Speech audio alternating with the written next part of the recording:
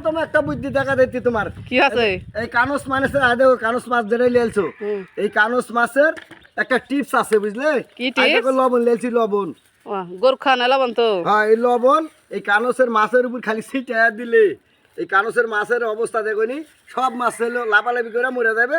আর তুমি আরামে কুটতে পারবে। তাছাড়া তাজা মাছ কুটতে পারলে ফুটে দিয়ে তোমার অবস্থা খারাপ করে ফেলা দিবে। তাই নাকি? হ্যাঁ, দেখো লাফালাফি শুরু হয়ে গেছে। দেখো কি লাফালাফি শুরু করে দিছে, দেখো কানসের মাছ। দেখো এর ভিতরে লবণ পায়? হ্যাঁ, লবণ পায়। মরে যাবে এখন। দেখো ছিটিয়ে দিতে, দেখো কি অবস্থা। দেখো সব মরে যাবে। 5 মিনিটের মধ্যে মরে যাবে। দেখো দেখো সব উল্টে গেছে। সব উল্টে যাবে 5 মিনিটের মধ্যে।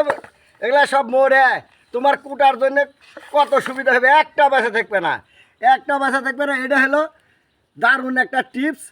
কানস মাছের খালি যদি একটু লবণ ছিটা দেওয়া যায় তাহলে সম্পূর্ণ মারা যাবে। তখন কানসের মাছ কুটে খুব শান্তি পাবে। তাছাড়া হয়তো ফুটা দিতে পারবে। তাই তো, আমি তো আগে জানি না। এটা নতুন কিছু শিখালে। হ্যাঁ, এটা একটা নতুন টিপস। এটা মনে হলো না যে বুঝলে এইভাবে তুমি কানস মাছ কুটবা।